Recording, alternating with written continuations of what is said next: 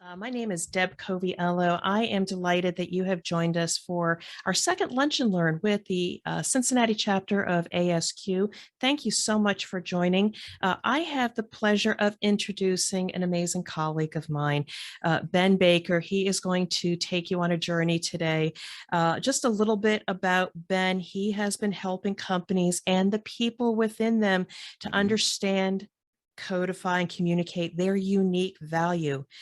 He is the president of Your Brand Marketing and Employee Engagement Consultancy. He is an author. He's going to share more about that and a podcast host. And he is just a genuine human being that just wants to help you. So please take advantage of your time with him that he has here today. He's going to answer any and all of your questions. Please engage. That's the way you're going to get the most out of it. Ben, it is my pleasure to welcome you to ASQ Cincinnati.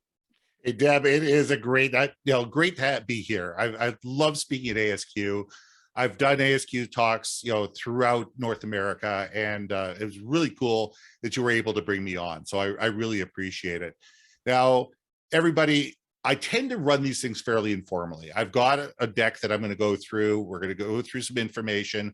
I've got some ideas and some stories for you. But in the chat, if you guys have some questions that you have, either put them in the chat and Deb can interrupt me and we can do it during the conversation, or we can answer them afterwards. So my attitude is, you know what, let's have a good time through this thing. Let's all learn. And my goal is to help you guys communicate more effectively. That's what I'm here for. So let's start off. The first thing I can tell everybody, if you want to see this a lot better, go up to the top right-hand corner of your screen, up to where it says gallery and speaker view. So click on speaker view and my screen will come up full screen. And that way you guys will be able to read the slides. I tend to use 44-point font, so it's easy for people to read. There's no, dense charts. There is no graphs. There's nothing that you guys need to worry about. And everybody's going to get a copy of the PowerPoint deck at the end of this. So, sit down, take notes, do whatever you want to do. But let's have some fun with this. So let's start off a little bit about myself.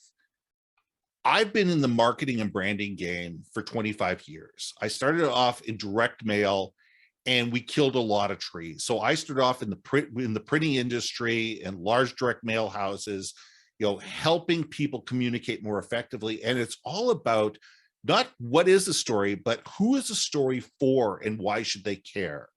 That is what has made me successful. It is what made my customers successful for probably the last 25 years, is the fact that we focus on what is the story we're trying to tell? Who is that story for? Why do they care? And what do we want them to do once they understand that story? So it doesn't matter whether it's direct mail, whether it's social media marketing, whether it's doing a presentation, whether you're in a meeting. It's all about understanding the room. It's understanding the people that are there and how do I make sure that they understand both what I need and I understand what they need in order to be successful. So let's get started. The first thing I do is I take a look at this slide and I go, okay, what does everybody think when they see this photo?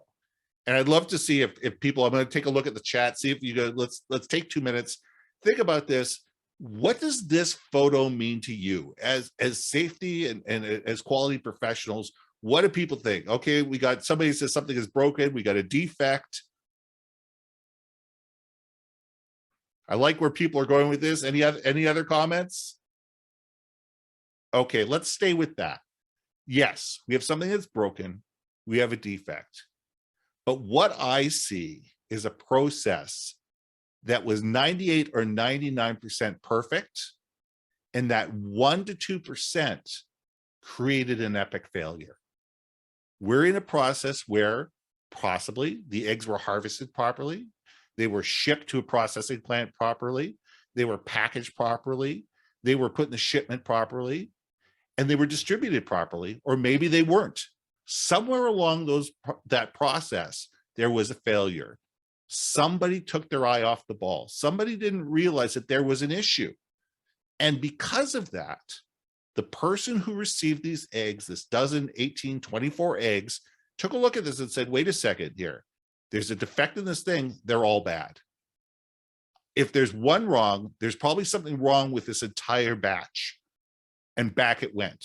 And all of a sudden, the end user has to get up and take those eggs back to the store. The person who owns the store has to refund that money. Then they have to figure out how they get those eggs back to the distributor or get a credit for them. And all of a sudden, now a second, you have brand trust issues. You have trust from people who are the end users because they were inconvenienced. They had to take time out of their day to come back to the store to get a refund, to get new eggs, and they've been, totally and absolutely inconvenienced. Then you have the store itself that's sitting there going, my reputation has been damaged because I sold my end customer bad eggs. So the person who bought the eggs at the end is sitting there going, okay, it happened once. They gave me back my money. They gave me new eggs. All right, it's dealt with. If it happens again, hang on a second here. There's a quality issue. This store is not paying attention to what they should be doing. I need to go buy my eggs somewhere else. The store who sold the eggs has the same thought. If it happens once, it happens. An egg gets broken. All right, it's not the end of the world. It's inconvenient. It's problem, but I'm thinking about it. I'm absolutely thinking about it. And I'm thinking about what else are they not paying attention to at the egg manufacturer when they're sending me the egg? Why are they not paying attention to detail? And if they're not paying attention to this, what else are they not paying attention to? So that person is that they're going, if it happens again, maybe I'm going to go looking for another egg distributor. And the cycle continues. So it's not just a broken egg. It's not just that egg itself. It's what are the ramifications of that broken egg? Let's take it a different way. 13 or 14 years ago, Thomas the Tank Engine had a huge recall that ended up impacting me, my wife, and my very young son. He loved Thomas the Tank Engine. He loved the toys, he loved the trains, he loved the TV show, he loved it all. In fact, we drove 100 miles to see the actual Thomas the Tank Engine and ride on it, in the middle of the summer. One day, we get a notification that there's been a recall. They're not sure how big the recall is, but they're going to be letting us know within 24 hours. Well, within 15 minutes, my wife had taken every single piece of Thomas the Tank Engine stuff we had, and we're talking tracks, we're talking trains, we're talking equipment, we're talking everything, packaged them up and put them in a box that was way away from my 4-year-old son. So my son is sitting there going, wait a second, what did I do wrong? My favorite toys are gone. My wife is panicking because she doesn't know how bad this recall is, what the issue is, and where the actual thing is, what are the ramifications? Has this hurt my son already? Well, within 24 hours, they finally figure out, no, it's just the things with red paint. And the problem was there was lead in that red paint. So we had to sit there and say, okay, which of the pieces that we have red paint? Then we had to go up on a website, take pictures of everything, document it, and get recall notices so we could have that stuff all sent back to the factory. And then we had to wait 16 weeks for that material to be sent, new material to be sent back to us. The trust within that particular toy line was destroyed by us and everything. We had bought probably hundreds of dollars worth of Thomas the Tank Engine stuff. We probably would have bought another $100, $150 worth of Thomas the Tank Engine stuff over the next year or 2 years. Guess what? We never bought another piece again, because it was the aggravation that was caused. It was not the fact that there was a recall. Okay, they let us know the recall, they fixed the recall, they put it off. But the trust in the brand, the trust in the story, the trust in the company was diminished to a point where we got to a point where my son moved on, and he moved on to something else and a new set of toys. And yes, that might have happened eventually as he got older, but that brand's reputation was tarnished because somewhere along the way, there was a quality control issue. And it wasn't just the quality control manager's fault, because I don't know the name of the quality control manager. I don't know the name of the shipping manager. I don't know the name of the marketing manager or the legal department or whoever. I know the name of the company. And as an end user, I'm not looking to lay blame on one particular person. I'm blame on the company. And from a company's point of view, that's what we have to realize. When something goes wrong, when there is a defect, when something is missed, it's the brand reputation of the company and the economics of the company and the challenges of the company moving forward that are at stake, not just the mistake of that one individual person. So effective communication is key to launching when you're launching a product or when you're bringing a product to market. When you are bringing a new product to market, or when you're just bringing a continuation of a product to market, you need to sit there and look and say, what are the things that could be impacting this piece as it goes to market?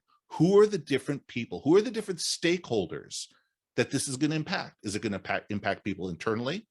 Is it going to impact people externally? Is it going to impact our customers' customers?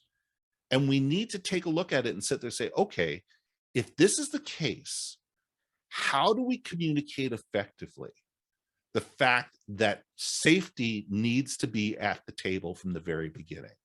Because safety, quality, all of these things are factors that we need to be looking at from the very beginning to sit there and say, how do we make sure that the safety and the quality of the product is baked in so we're not dealing with a recall?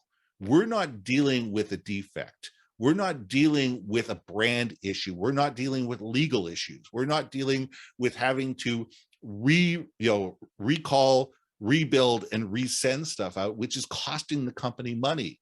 We're not dealing with marketing and PR issues. We're not dealing with a sales team not able to sell new stuff because they're dealing with the reputation of the old equipment.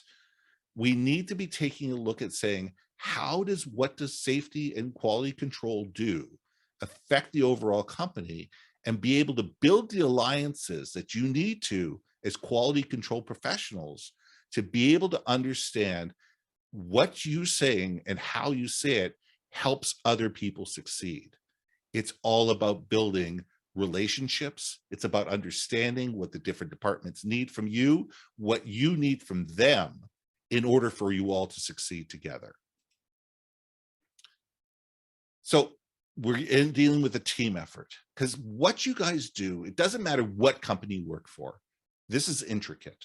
When you are bringing things to market, it's an intricate process, from ideation to shipping the stuff out the door, to sales, to marketing, to legal, to operations, to customer experience, to quality control. Everything needs to work together in concert in order for this to be successful. Because back to the egg, if 98% or 99% of it works, but 1% of it doesn't, it can be an utter failure. It can be an utter failure. Now, most of the time it's not. Most of the time, guess what? It can be done. If it's an electronic product, it's a revision. They change some code. They say mea culpa, I'm sorry, and all of a sudden new code gets uploaded and problems are fixed. However, there can be huge ramifications, and we need to understand what are the possible challenges that could come up, and what is the impact that those challenges are going to cause. And the more that we as quality professionals can understand the language of the other departments, what are the things that are important to legal? What are the things that are important to finance? What are the things that are important to operations? What are the things that are important to marketing and to sales? And build that into the quality control and say, hey, listen, this is how we can help you do this. Through quality control, you're building up those alliances. And that is what a team buildup is. The more you can sit there and understand what the needs of the different departments are, and you're not always going to get your way. Legal's not always going to get their way. Operations are not always going to get their way. But the way that you guys can sit there and say, look, have you thought of this? If you do this instead of this, yeah, it's going to cost you another $10 a piece, an extra 5 cents a piece, whatever. However, the long-term ramifications are we're not going to have to deal with this possible lawsuit on the back end. Your legal department is going to listen to that very closely, and they're going to have the ear of the CEO and the CFO, and that's how those changes can happen. let's see, sorry. You need to understand the overall objectives. It is huge that we understand what are we trying to achieve as a company. You know, what does good look like? What does great look like? What are we trying to do over the next 5 years? How does this product fit in with all the other products? How does this product enable the company to move forward, succeed? How is this product, move through the system? How does it help our customers succeed? And if we can understand all of that, and not just the narrow, quality assurance, part of the business, we become far more effective and far more useful to the company. Because when we understand not only our particular part of the business, but how it impacts other parts of the business, we can be, partners at the table. And all of a sudden our voices get heard. And all of a sudden our opinion matters, because we're not just sitting there, not the people that are sitting there going, don't, no, you can't, but they're sitting there going, you know what, you may want to think of this because here's what the challenge may be. If we do this, we're able to save the company money by doing this. And being able to look at things in a very different viewpoint, instead of just looking at it from a quick, strictly quality assurance point of view, but how does that quality assurance issue impact the business as a whole, impact customers, impact the flow of business, impact the flow of operations. These are huge things to be thinking about.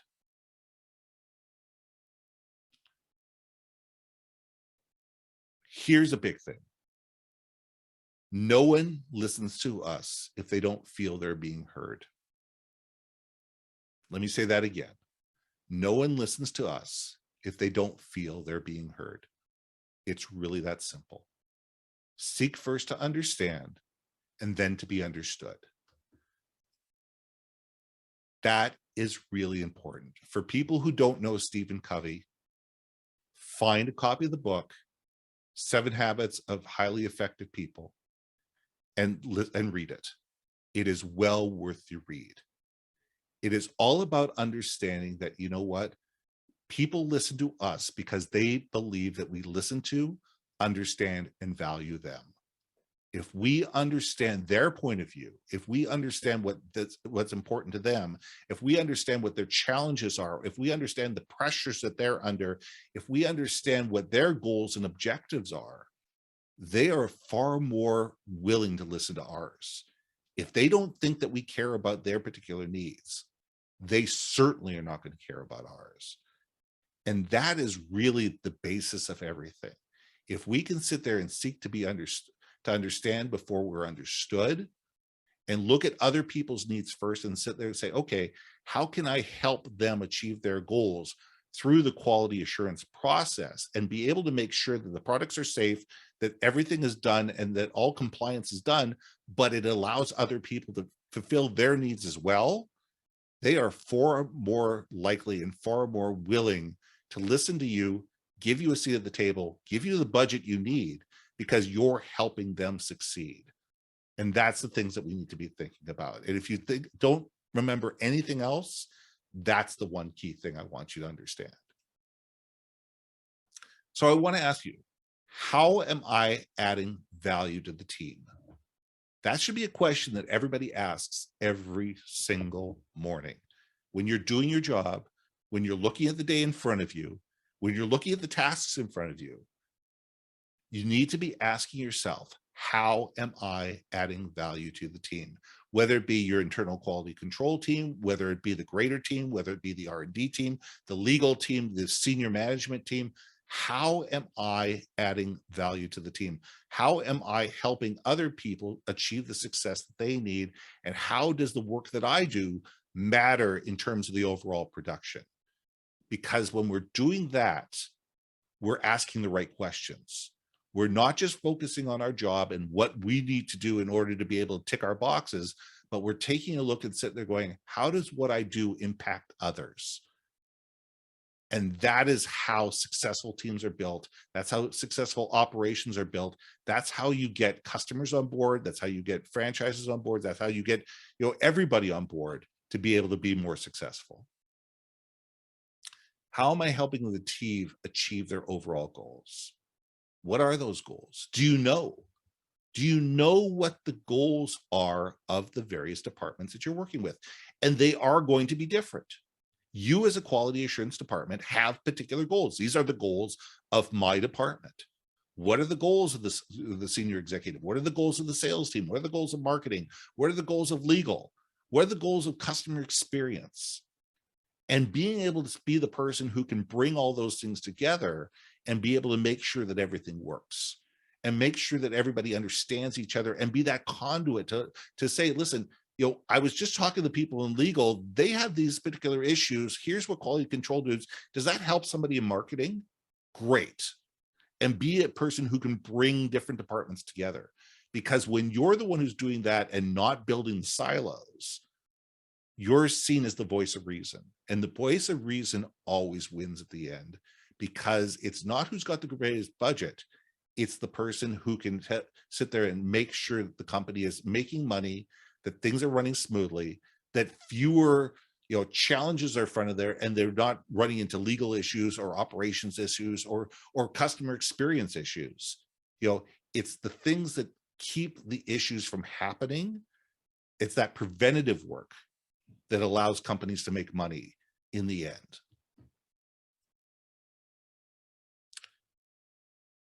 Here's another question. Am I keeping people from achieving their goals? Am I a block? Am I blocking people? Am I, through my policies, my procedures, the way I do work, the way I communicate, the way that I act, am I acting as a hindrance for others?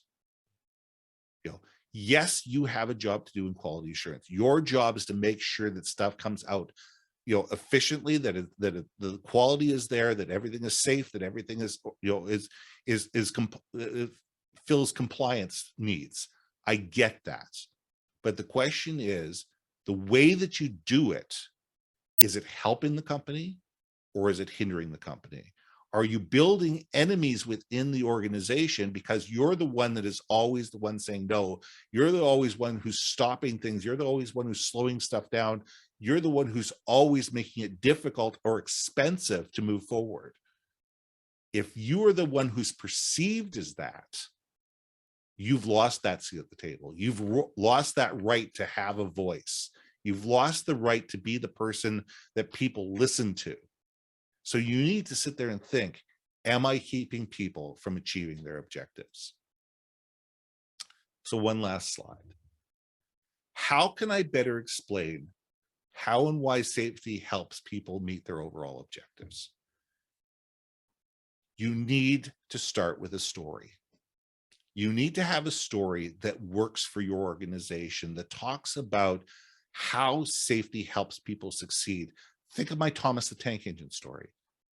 If quality control had been there at the beginning, if we had been able to do this, this, and this, we never would have run into an issue. We wouldn't have run into the branding issue. We wouldn't have run into the sales issue. We wouldn't have run into the legal and the compliance issues. All of those things that cost us money, brand reputation, customer trust, everything would not have happened if quality control had been at the table at the beginning. And it's a matter of understanding what are the stories and how do you tell the stories so it resonates with the people that you're talking to. When you're talking to legal, you're talking about what are the potential threats to the company. When you're talking to finance, the story needs to be about how is this company either going to save the company money, or by not doing this, it's going to cost the company money. When you're talking about operations, you're talking about, by doing it this way, it's going to slow down people, it's going to make you more ineffective, etc. It's being able to take that story and making it relevant to the people that you're in front of. It's the same story. The story is the same. The story of the small little kid who had his toys taken away from him is the same story, but it's taking that lessons learned and sitting there going, how is this relevant to you? You need to sit there and say, how do I make this story relevant to the people in front of me so they get it, they understand, they sit there and go, oh, wait a second, okay, I'm going to internalize this. I'm going to be able to recall it, and I'm going to be able to retell it myself, because all of a sudden I get why this story is important to me. Not that it's important to the people in compliance or quality assurance. It's important to me in operations, and this is why. Now, now you've taken that story and you've allowed it to grow within the company. And all of a sudden that story becomes a rallying point. Think about engineers. Engineers, at least in Canada, if not in the US, learn the story of the fact of a bridge that collapsed. And the iron ore from that collapsed bridge is mined every year to this day. And the rings that are given out to graduates, the iron ore rings that are given out to graduates in engineering, are made from the iron from that collapsed bridge. So every single day, those engineers, when they're doing their job, even 30 years later, are reminded, as long as they're wearing that ring, that their job is to keep people safe and to make sure that another bridge collapse never happens on their watch. It's a matter of creating symbols. It's a matter of creating ideas and clear pictures in people's minds about why safety enables the business to succeed and how safety enables the company to move forward and build the trust, build the loyal clients, and build on the success that they've already built. So I want to give people, and then I'm going to go to Q&A because I've talked way too long and it's time to answer your questions. But I have 2 books. The books are called Powerful Personal Brands, A Hands-On Guide to Understanding Yours. It's a workbook. It's stories from my life. It's lessons learned. At the end of every chapter, there is a question, and I leave room for you to write your own answers. My second book is called Leading Beyond a Crisis. I wrote it during COVID, but it's all about any crisis. How do we manage beyond a crisis? Anybody and everybody who emails me and says, puts in the subject line ASQ Cincinnati, I will send you guys a free copy in PDF form of either or both of my books. Feel free to do that, because that's my gift to you. Now, I want to answer your questions because that's what's really important to me. So thank you, Ben. Amazing. I have so many questions, but let's just open it up briefly for anybody else. If there is some comment, some topic that really resonated, or a particular question on their particular situation. So anybody have any questions? Otherwise, I will go.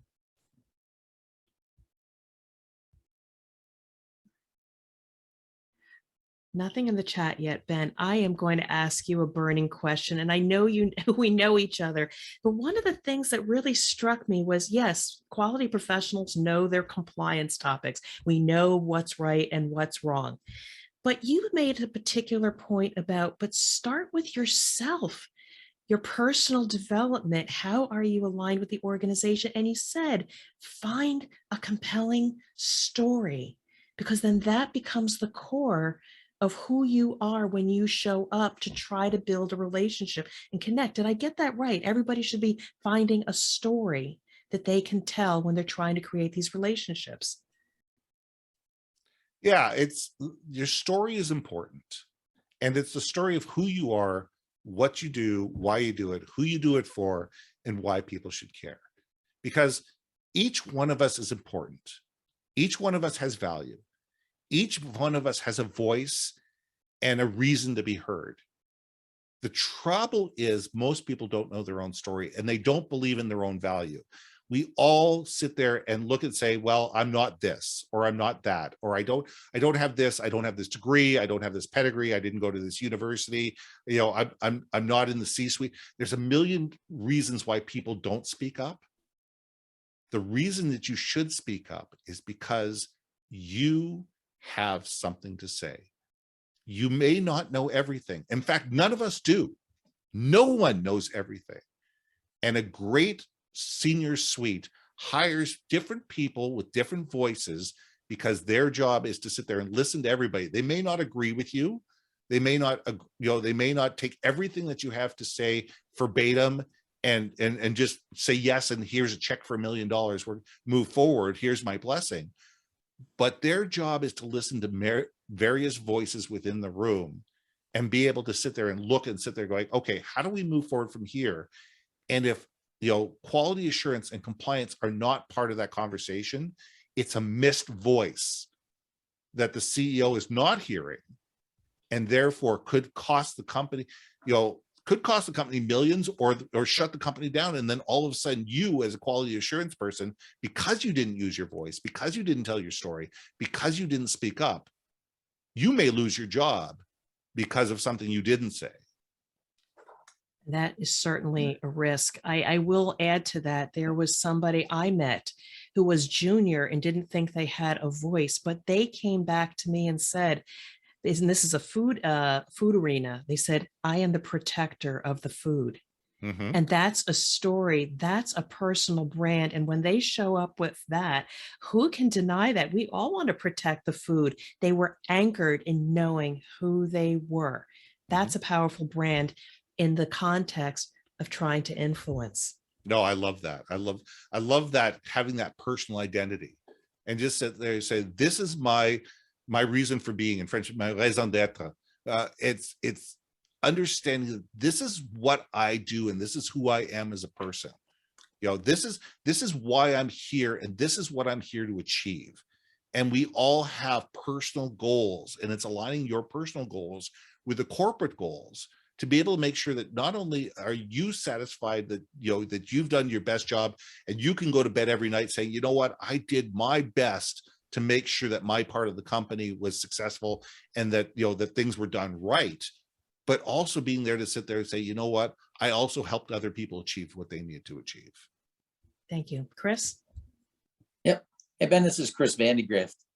Hey. My question has a little to do with one of the key phrases you just used there about how you move forward from here. So once you've made that value proposition to someone about what's the value, why am I doing it, are there some, maybe a great example you can think of how you shepherd them forward? You get somebody to maybe change their mind or be open to a new idea, but they don't know what to do next. Any thoughts on that? Something you've seen that you said, wow, this was a great way to do it? Yeah, and I think first of all, it's a great question. And second of all, a lot of it comes down to, you can't just say something once. You have to have a plan. It's not just, here's an idea, and here's some ways that we could implement this.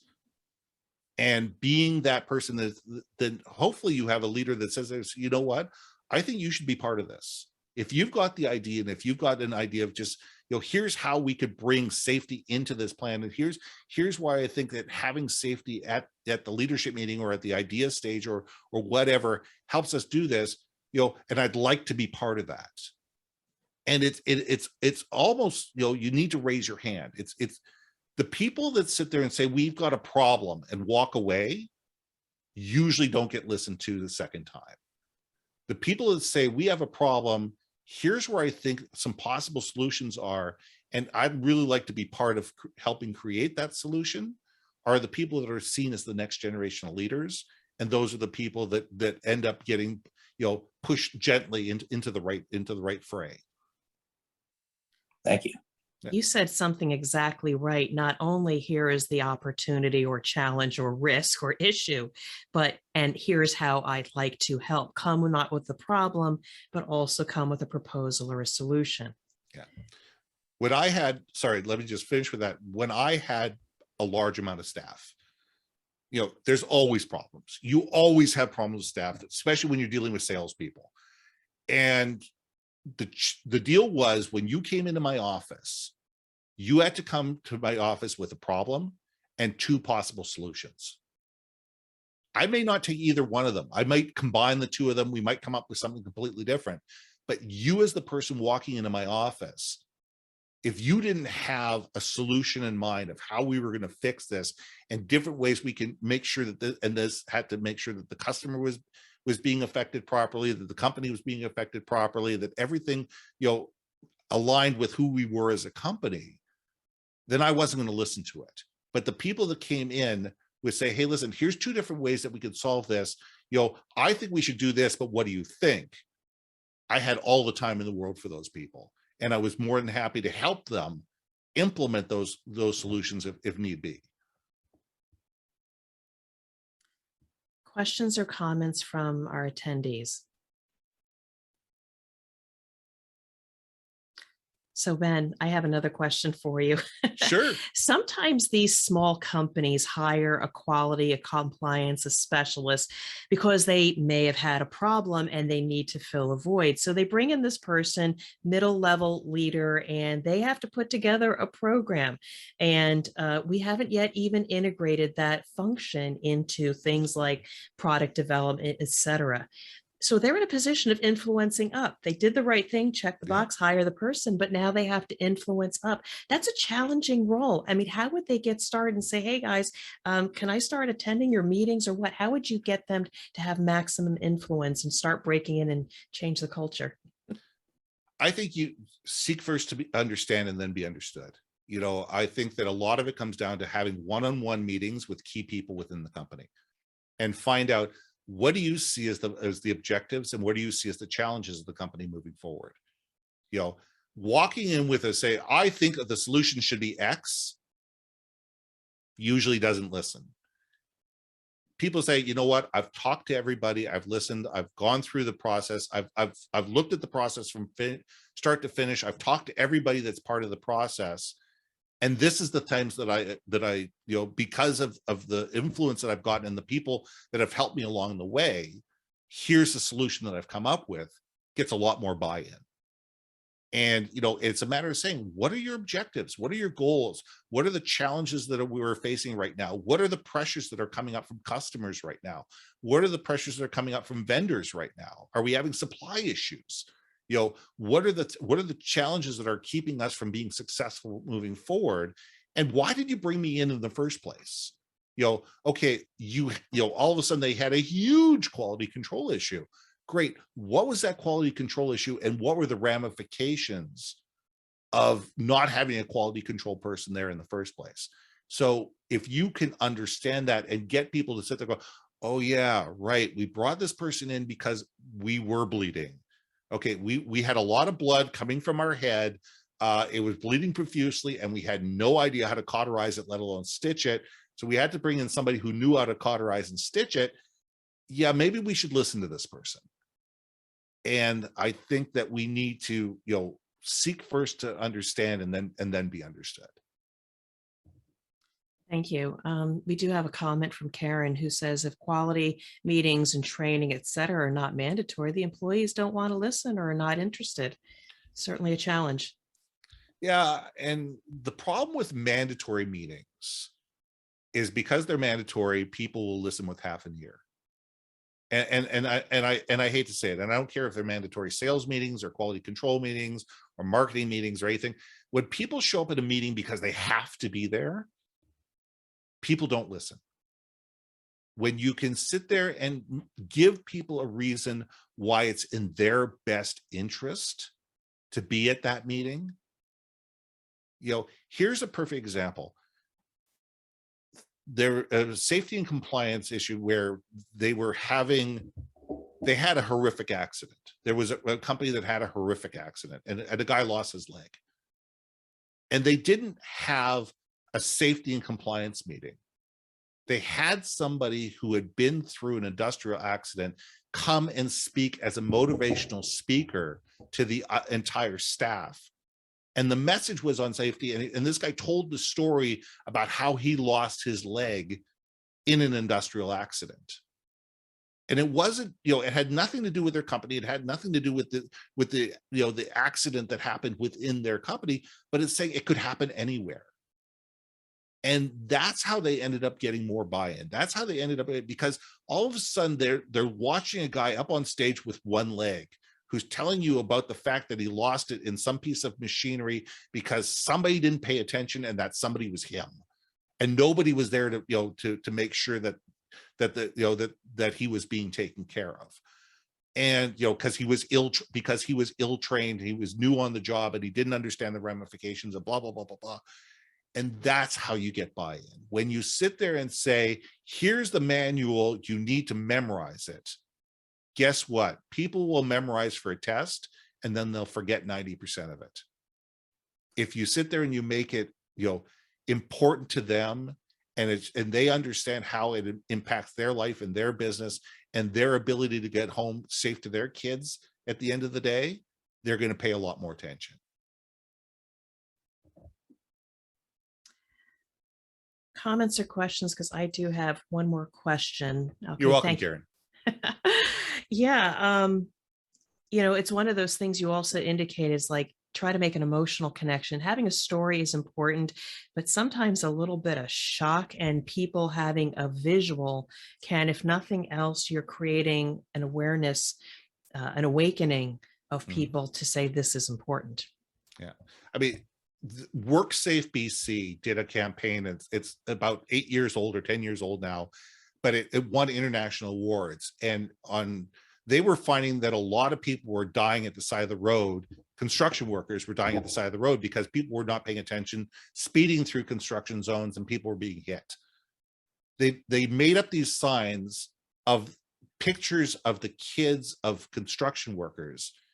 And these were life-size plus pictures that stood up at the side of the road. It says, my dad works here. My mom works here. My brother works here.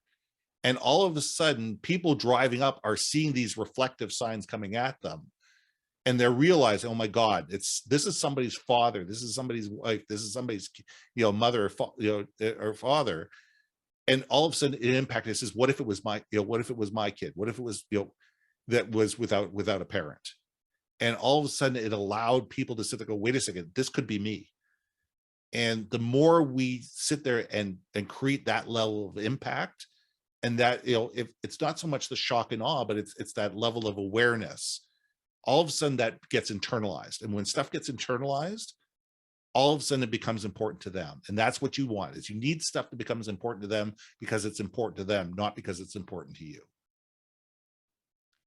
Chris, you had a question?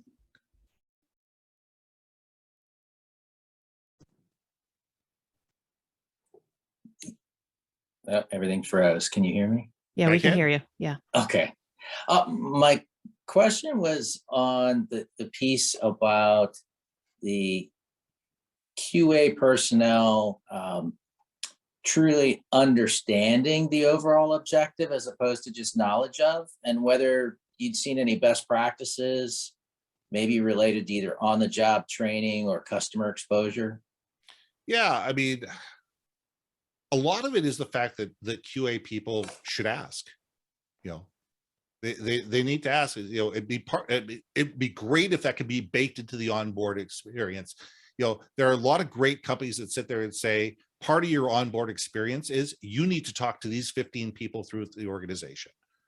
You need to have one-on-one meetings with these 15 people within the organization. And that could be people in the C-suite, it could be people in legal, it could be people in accounting, it could be people in finance. So you as an individual, as you're being onboarded, are being introduced to people in various departments around the company. And I think that that's really an important thing to do. Leaders within the quality control and assurance could make that mandatory for their people. Just say, look, it's really important if we're going to be there and be the quality assurance arm for the company, it's really important for the people within this team to meet everybody and set that that initiative within the department that your goal is to meet 15 different people in different departments around the company, and give these people, specific questions to ask. It's giving them the tools to succeed. And I think that as leaders, our job is to give our people the tools that they need to succeed. And it might be a one-page list of questions to ask, or it could be, setting up the meeting effectively so the person at the other end of the table knows why this meeting is happening and what the objectives are. And that makes it things a little bit, because it could be a really intimidating if you are a brand new quality assurance person right out of school, 23 years old, and you're going to have a meeting with the CEO of the company. So that can be a little intimidating. So the more that those meetings can be set up through the team leads to make sure that they're successful, the better off it can be. Great. Thank you so much, Chris. Anything else, Chris, on that? No, thank you very much. You're welcome.